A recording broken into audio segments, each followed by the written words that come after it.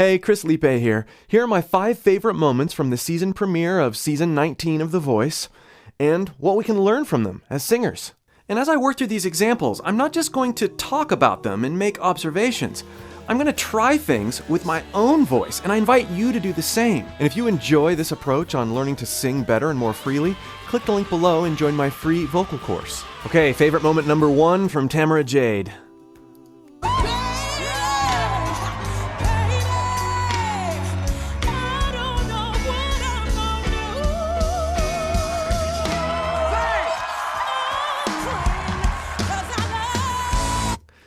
Okay, the whole performance was amazing, but this particular part stood out to me, particularly with some of the things we've been talking about on the channel lately.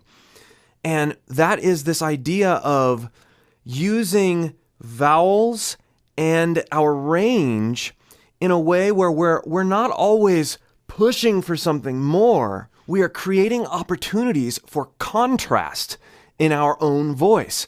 And in this case, we have that ooh vowel that she breaks into her beautiful head voice with. That's the opportunity, right? She's got that sheeny, borderline raspy, distressed upper chest, and then she breaks beautifully into that ooh. And if we want to take inspiration from this and experiment with it in our own voice with a similar phrase, I don't know what I want to do. I don't know what I'm gonna do. Where we're intentionally lightening up as opposed to pushing up to something else. I don't know what I'm gonna do. That could work, but it doesn't create this freedom, this release of tension that she builds so nicely up to. I don't know what I'm gonna do. All right, moment number 2 from Jim Ranger, singing Keith Urban's Blue Ain't Your Color. He just erupts here. It's wonderful. But darling, it don't match your eyes. Let's trail off there.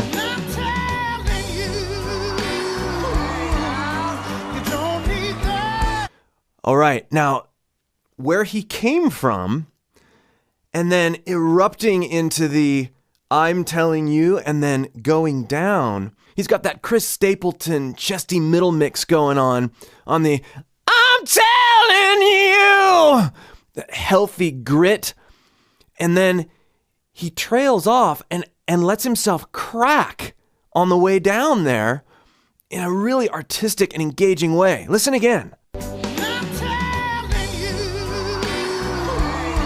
And using what he gave us with that line, putting it in our own voice, not trying to imitate it directly, but seeing what happens. We want to, do a chesty middle mix thing, really ramp up the intensity and subtle use of compression and distortion, and then trail down. As we get quieter, let our voice crack somewhere as we're going down in dynamics and working down that beautiful scale. Yeah, I'm telling you.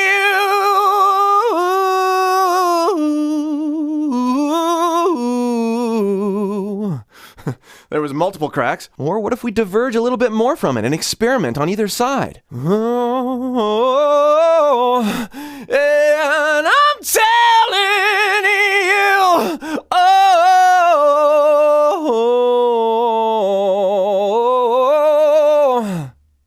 let your voice run about and feel what happens as you decrease dynamics. Flip up into that head resonance for a second after nailing those higher notes. Okay, now John Holiday. This is one of the more beginning lines after the judges are starting to turn around and realize what's actually going on.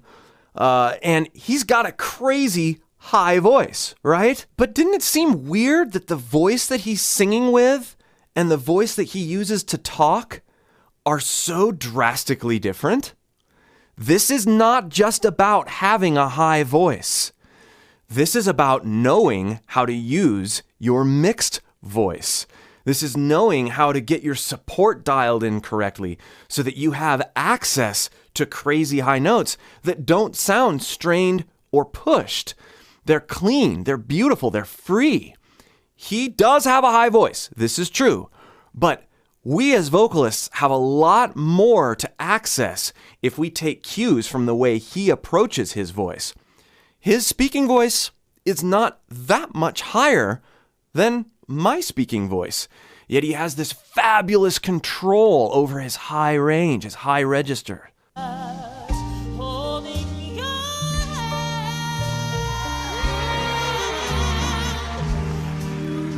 Let's back that up a little more. Now we might be tempted to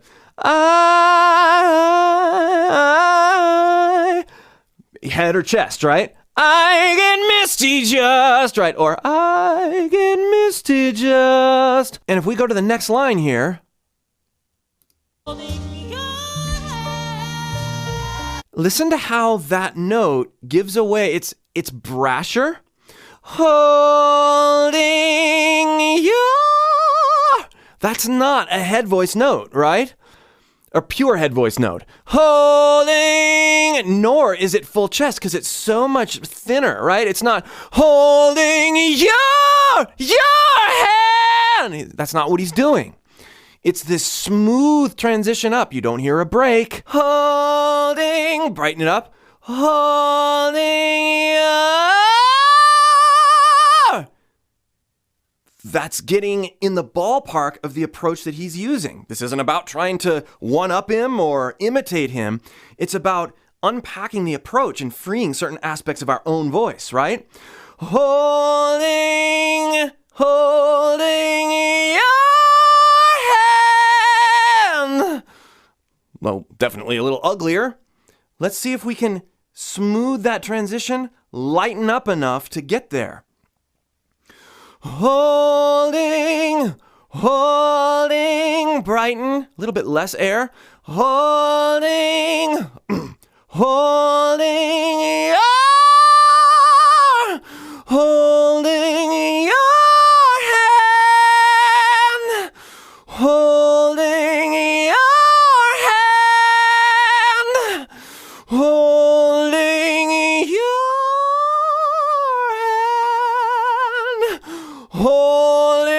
your hand. Clearly one of the most fun and eye-opening moments of the night. Really fun to unpack. All right, next.